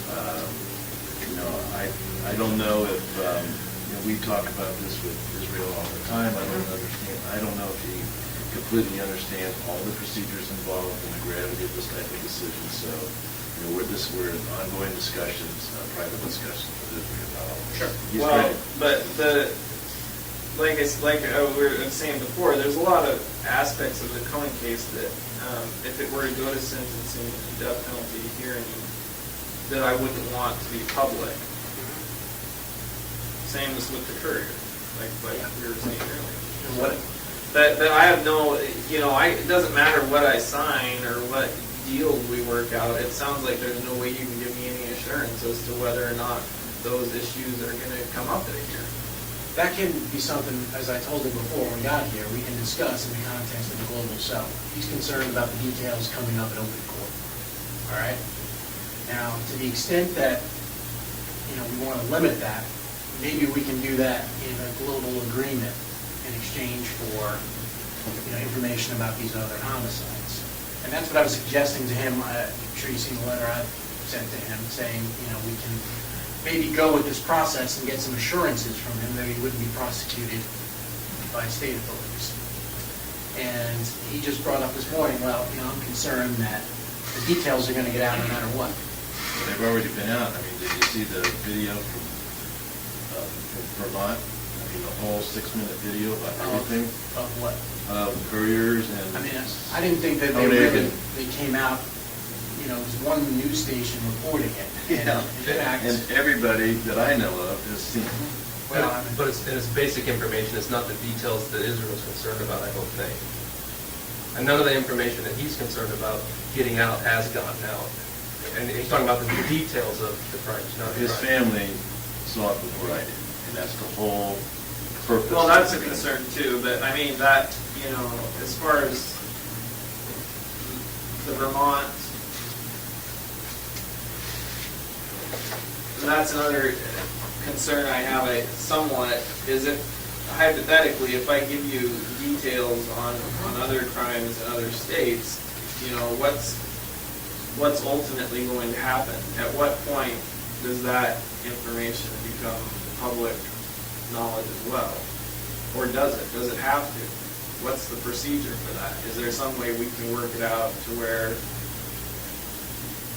if I give you this information, it stays sealed or at least limited release or something? I don't know. I don't even know what the options are. But it just seems like in Vermont, as soon as they had the information, they, of course everybody wants to know, and it's going to be the same everywhere else too, so. I think we can work with these other jurisdictions by getting those assurances. As I've said sort of before, Vermont was something we weren't really sure about the scope of things. And now that we are, I Right. think we can proceed better to kind of get assurances, at least from the local jurisdictions, that, A, they're not going to prosecute you, and B, any details you release, at least are not published. Right. Now, in Okay. terms of what comes out in court, that was your other concern, right? Right, well, I mean, not that's- just what comes out in court, but I'm also concerned about the Koenig case in that, it's a high-profile case up here, and what's going to happen is, as soon as it gets to the point where I plead to that, then all the media is going to want, it's going to be the same thing. They're all going to be clamoring for details, like what happened and all of that. So what efforts are going to be made to control that, if any, and I'm suggesting to you that we can come up with a global agreement which effectively limits what we put out in public in exchange for information about the other homicides. So if we don't put that out in a court of law in public, the media wouldn't learn of it. So that's my suggestion as to sort of a global thing to wrap Koenig into couriers and everything else. I mean, obviously, Israel's expressed that he doesn't want to be dragged back to Vermont, which, we're trying to work with him on, and we're trying to work with Vermont on. It's become a little bit difficult because things have slowed down a little bit.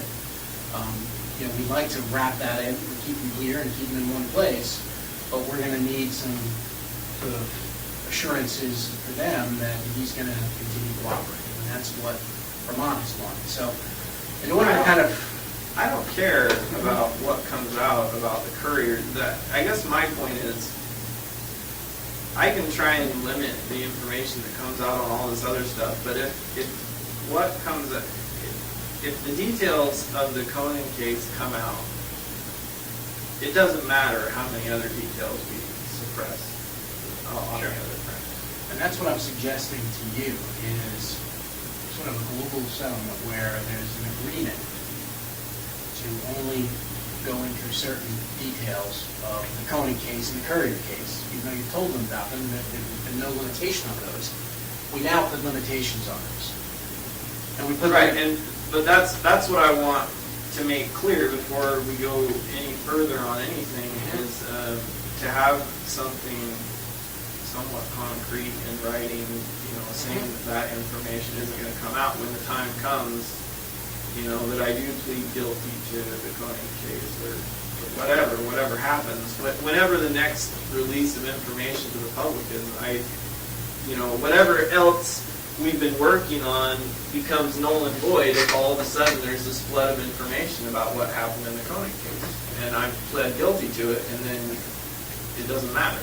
And in return, for not introducing that information, we want information about the other murders. I understand that. Like I say, I don't care. Like all the other, anything else, it doesn't matter that much. What I would suggest is, I've talked to Israel about a global settlement. Let me work.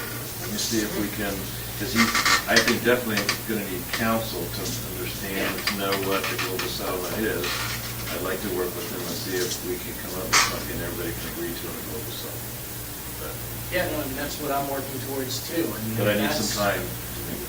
Yeah, I agree. I just need to know what the demands are, and that was the first time that's really, obviously it's not in the letter, the level of detail, and, I'm happy to work something out and try to get approval for what I'm suggesting.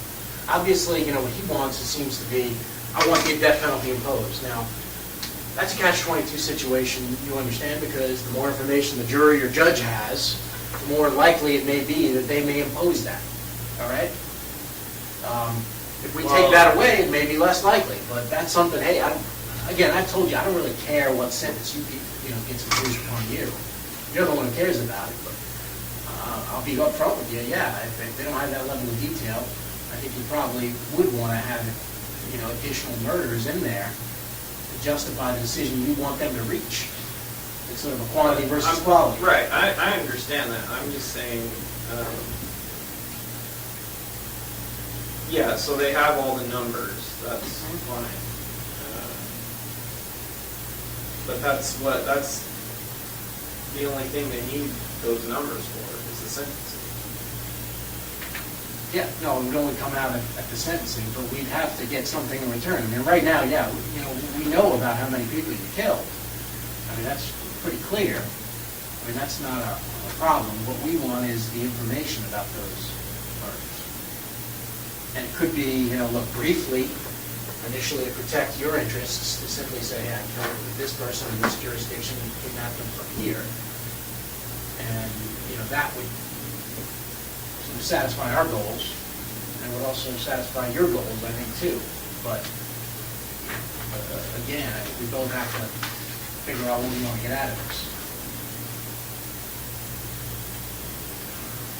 It's possible to limit that information that's presented, I think, in a sentencing hearing. Again, I'd have to vet this up the chain, but, we can limit Courier, we can limit Koenig in exchange for the information about the other stuff. See, this process with the death penalty on the table is a whole new thing for all of us, but Sure. we have many cooperation agreements where there's a sealed addendum to a plea agreement, where proceedings are closed, where information is not made public in order to protect, somebody who's cooperating, or in this case, protecting the family of somebody who's cooperating. That's a good point. And so that's something that I'd like to discuss with Israel and see if we Yeah, so.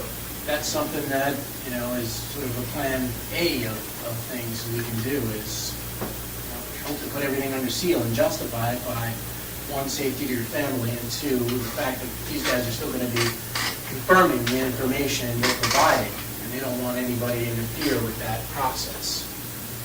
So some of that, again, as Mr. Koenig said, it's taken within minutes of the death penalty, but it's in some ways the same as what we always do in other types of cases involving cooperation. That stuff goes under seal. And that's what I'd like to talk to you about.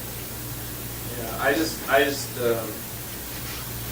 that's why I keep saying all this is kind of tied together for me, because if certain details of the Koenig case come out, then, anything else. Yeah, it doesn't matter. Right. That's sort of like your... That's kind of...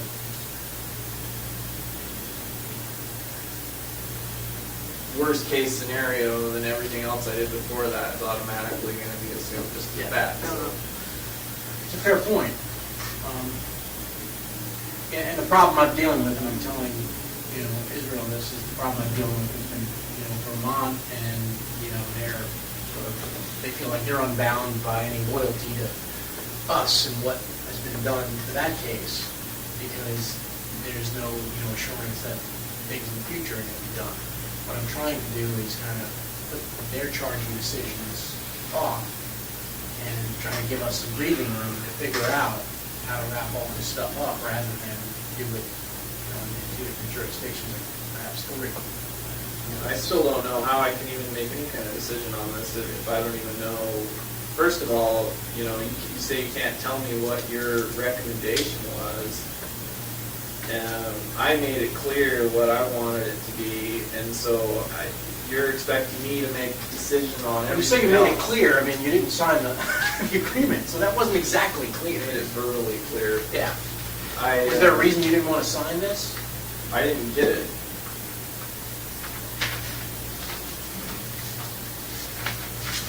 And I just found out the other day that the recommendation was already made, so I assume it doesn't matter if I sign it now.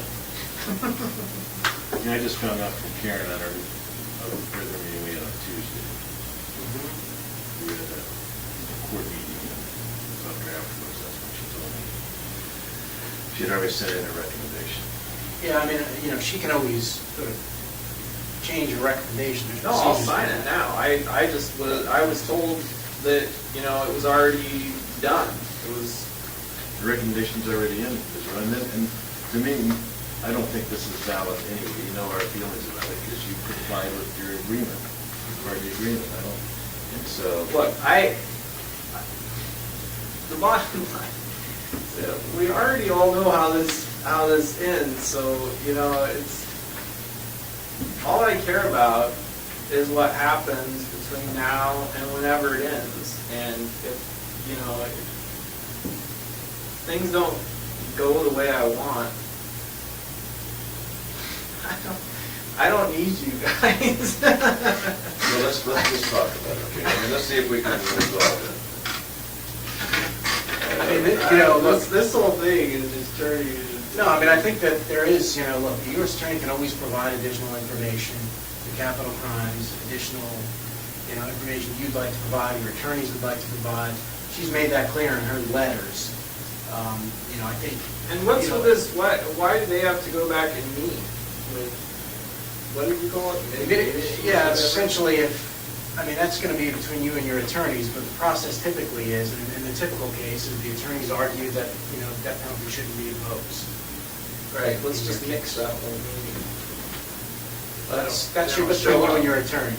Well, I'm telling you now, if they show up, then they're not authorized to be there.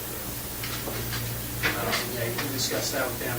We're required by our policies to give them an opportunity, and you an opportunity to do that. So you talk to them about what you want them to do. That's between you guys. All right. So, but to the extent that this letter, I think the U.S. Attorney would appreciate it, ratification, if you did sign this letter. Yeah. And I just got to put on record, this is against my advice, Israel. Don't worry about it. I'm going to go that far. Have you read that letter? Why don't you read it? Make sure you understand it. Yeah. It's words on it. It's the same one that. Same one. Have you seen that before?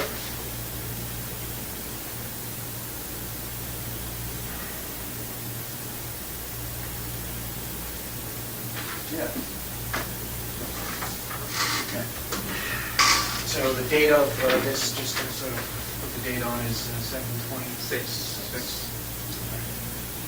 But I mean, I'll forward this to the U.S. attorneys as well. Extent that. But I think these dates are pretty quick, and they're, you know. What's the first one, August 5th? August 6th. 6th. That's, I mean, whatever your attorneys need to tell us, I'll tell them, I'll write them back, you know, today and say, all right, here's the date that you can conference this. And what happens next? Then Like, it if goes they then it don't, goes to the no, attorney general. if they don't show up. Then it goes to the attorney general for a decision. All right. So are there any dates that, Rich, that? They don't need to be there. Let me talk to the council. Yeah, I mean,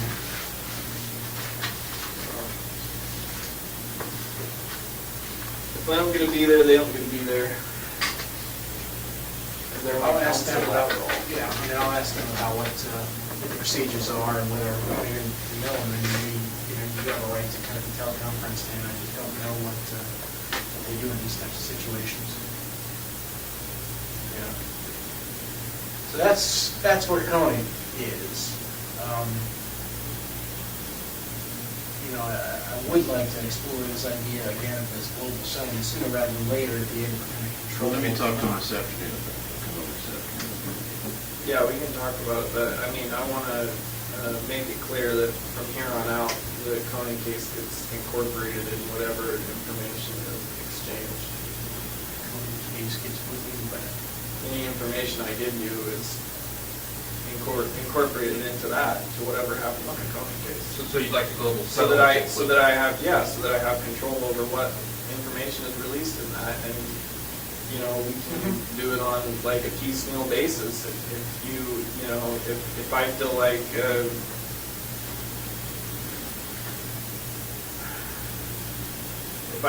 things don't work out at any point, then, you know, obviously, then I'm not going to be given any more information. I just don't. Yeah, like starting this whole process with the courier, I don't even know why the courier thing has to happen right now, but whatever they decide to do with it, I don't care about that. I'm more concerned about what happens with the Koenig case. That's the one we went to. and so we can work on terms of, you know, global settlement that includes Koenig, and, you know, in order to get Vermont on board, I'd have to kind of. Oh, whatever they want to do. No, I know, but I mean, you don't want to be in a situation where we solve everything else and then Courier's still out there, correct? No, I mean, Yeah. So that's why I'm trying to keep them, you know, I'll tell them when I talk to them, I'm sure I'm going to have to talk to them this week, is that, you know, you're considering and talking to your attorneys about the idea of a global settlement, and, you know, to give you some time to do that. right. Yeah. I'll see what I can do. I mean, I don't understand, like I say, I'm sure they want to do a press release about me or whatever, but I don't understand why they're even concerned they're not charged with it. It's not like I'm going anywhere. No, I know, but it's, you know, it's a community thing for them, and I understand their position, and I'm, you know, been staving them off all this time by telling them, look, you know, he's cooperating on other crimes, and, you know, that's his intent. But again, me telling them that Israel's gonna tell us this information about, you know, that's all my way. And the other thing maybe you want to do, because I know you like, you know, timeframes and setting some ground rules and stuff, and you haven't been happy with the way things have been moving.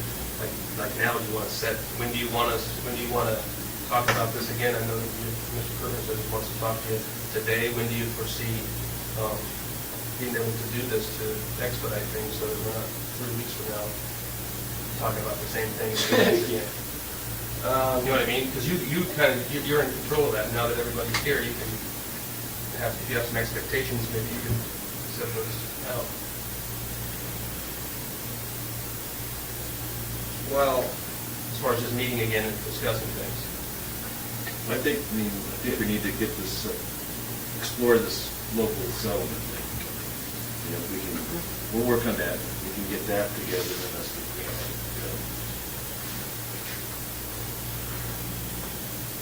because we've got that up to see it's going. Yeah, no, I think would be certainly helpful, and that's those other things that we've been working on over the curve. You know, in terms of this global settlement, yeah, it's something we want to explore. How to deal with trying to always work on this.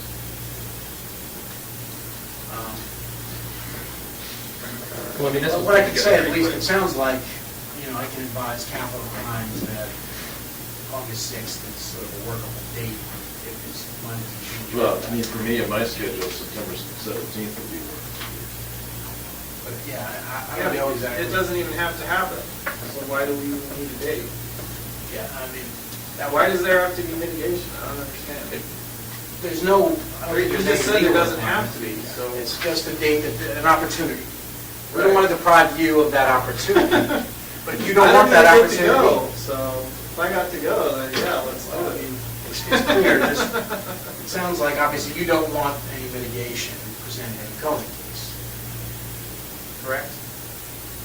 I'm not interested in any dates in the Koenig case, anything added to it that's gonna complicate it. Whatever you have to do to freaking get it moved along, do it.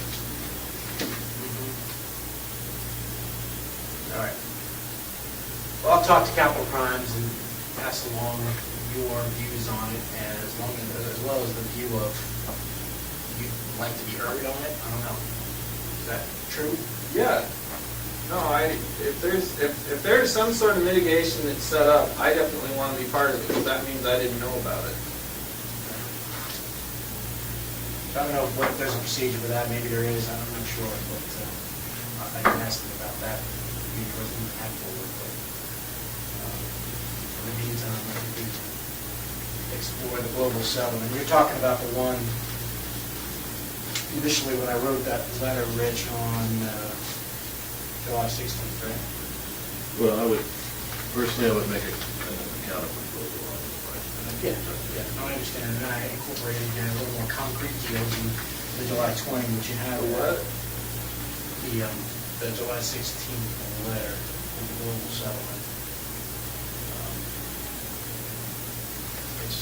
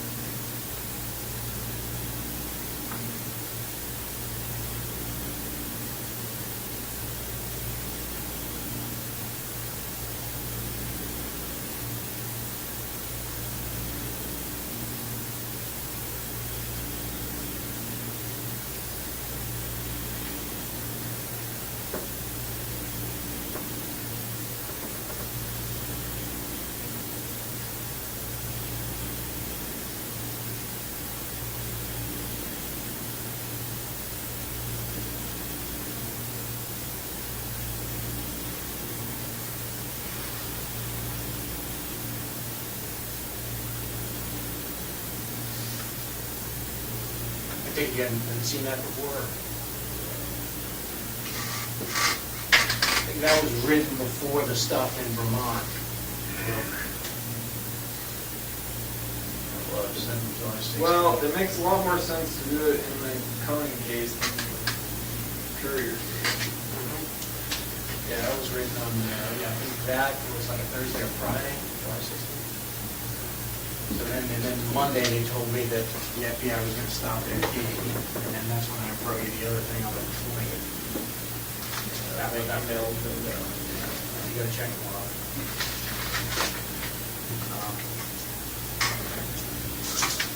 All right. Any other questions, this room while we're all here? Any time frame you'd like to see met here for our next meeting?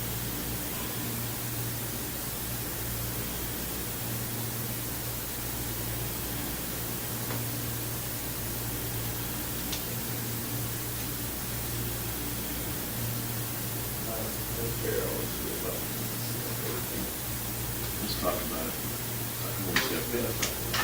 Not working. In terms of what, like, in terms of what we're doing, or, I mean, I'm trying to figure out some new stuff.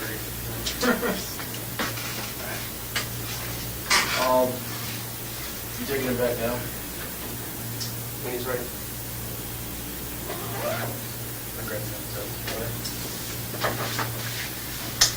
You ready, Israel, to return? Go back? Yeah, I guess. Okay, I'll be over September, right? Give us a minute here and then get your key. Are people lined up, need to take a leak or anything for me back? No, I'm good.